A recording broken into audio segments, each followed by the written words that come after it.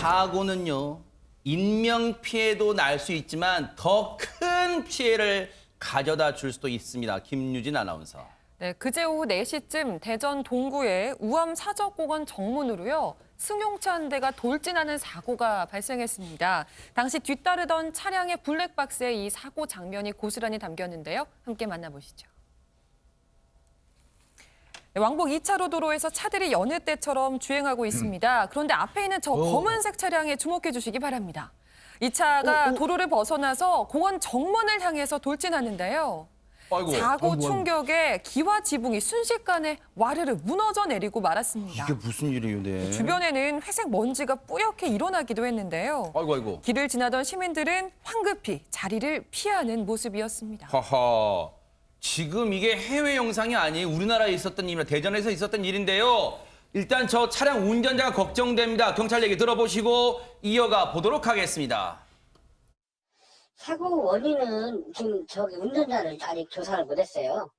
운전자가 이제 워낙 고령이시고 좀 심적으로 좀 약간 불안한 상태라 병원에 입원해 계신데 내일 정도에 조사할 예정입니다. 차량에 타신 분은 세 분이고 두 분 노인분 저 부부하고 손녀 보행자분이 이제 두 분이 있었어요.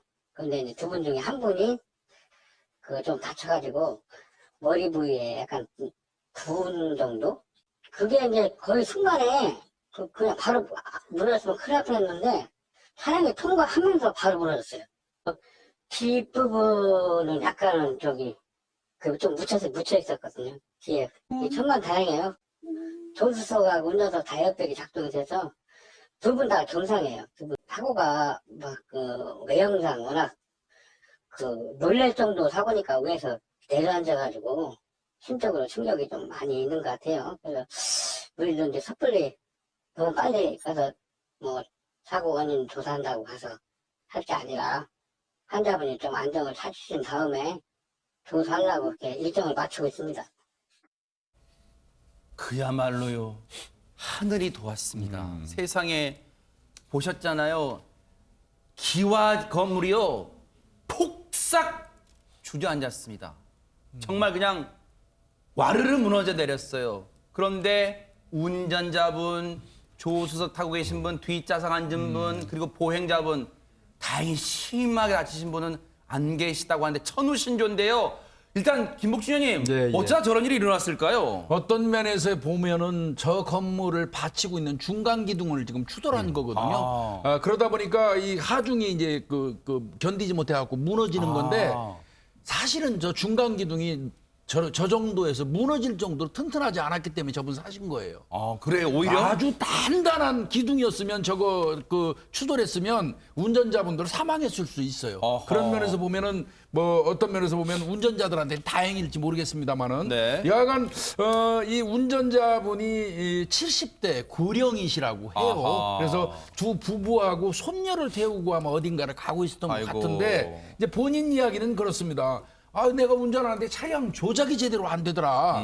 이제 이렇게 설명을 하고 있는데 경찰의 입장에서 볼 때는 이제 고령 운전자의 어떤 운전 미숙 같은 게 아닐까 이렇게 이제 추정을 하고 네. 좀 더 조사를 해봐야지 결론이 나올 것 같다고 합니다. 네. 정말 다시 봐도 하늘이 도왔어요. 앞서 차량 보세요. 정말 형체를 알아보기 힘들 정도로 찌그러져 있는데 다행히 운전석, 조수석 다 에어백이 정상 작동했다고 합니다. 그런데 안진용 기자님, 자, 다행히 천만다행히 일단 인명피해는 없어요. 그런데 저 건물 딱 봐도 일단 심상치는 않아 보입니다. 저 사고가 난 우암 사적공원은요, 지역 명소로 유명한 곳인데 조선 후기의 유학자죠. 우암 송실 선생이 학문을 닫고 제자를 양성하던 곳입니다. 특히 공원 안쪽에는요, 대전시 유형문화재 사고인 남간정사가 있는데요. 이곳은 풍광이 워낙 아름다워서 포토존으로도 유명합니다. 그래요? 그런데 이 불행 중 다행이라고 할 수 있는 건 무너져 내린 저 정문은요, 문화재가 아닌 것으로 전해졌습니다. 아하. 일단 저 상황에서요. 와, 정말 하마터면 더 진짜 큰 인명피해가 날 뻔했는데 복구 작업은 그러면 어떻게 지금 진행이 되고 있을까요? 손정혜 변호사님. 황인호 대전 동구청장과 구청 관계자들이 현장을 방문해서 피해 시설 정도를 이제 확인했다라고 하고요. 파손된 시설에 대해서는 조속하게 복구하겠다 이렇게 약속을 하고 있는 상황이었고요. 일단 부상 입으신 분들 있잖아요. 빠른 쾌유를 빌고 네. 시와 협의를 해서 최대한 빨리 복구할 계획이라고 합니다. 네. 일단 백성문 변호사님, 이 저 차량의 운전자가 어르신이었고 고령자이셨습니다. 일단은 치료에 집중하는 게 일단 경찰 말대로 집중하는 거고, 그런데 저게 문화재는 아니더라도 혹시 저 사고에 대한, 저 건물 훼손에 대한 책임은 물어야 되는 건가요, 혹시? 원칙적으로 운전조작 미숙으로 인해서 이런 사고가 났다면 일단 첫 번째 전제로, 그렇다면 어쨌건 본인의 과실로 저런 손해가 발생한 것이기 때문에 배상을 요구한다면 배상 책임에서 벗어나기 좀 어려울 것 같고요. 다만 이제 저 차량 그 자체 내부 문제, 결함. 그것 때문에 차량 결함 때문에 생겼다면 그 분이 아니라 이제 차량의 제도사 책임이 될 수는 있는데, 아하. 문제는 제가 조금 전에 제 영상을 좀 보면 다들 보셨습니다만 차가 갑자기 붕 하고 나가지 않아요. 우리가 일명 급발진이라고 하죠. 그래서 이거는. 앞뒤 차량이 다 비슷한 속도로 가다가 그냥 쭉 들이받는 영상이라면, 급발진이 아니면 현실적으로 설사 차량 결함일지라도 그걸 입증하기는 쉽지는 좀 않아 보이는 상황입니다. 지금 김복춘 의원님, 저 네, 영상이 예. 물론 이제 선명하지는 않고 약간 네, 흐릿합니다. 왜냐하면 저 차량의 뒤에 있던 차량의 네. 전방 블랙박스인데, 지금 저 차량의 블랙박스 영상으로 보면 네. 사고 차량의 이 뒷부분 보면 혹시 이게 급발진 여부, 이게 브레이크 네, 등이 네. 들어왔나요? 어떻습니까? 제가 지금 안 들어왔습니다. 아, 그런가요? 네. 저도 지금 보면서 좀 살펴봤어요. 네. 그랬더니 브레이크 그 등이 안 들어왔거든요. 빨갛게. 그렇다고 한다면 그냥 일반적 진행 상태에서 그냥 갔다고 보여지거든요. 아하. 그래서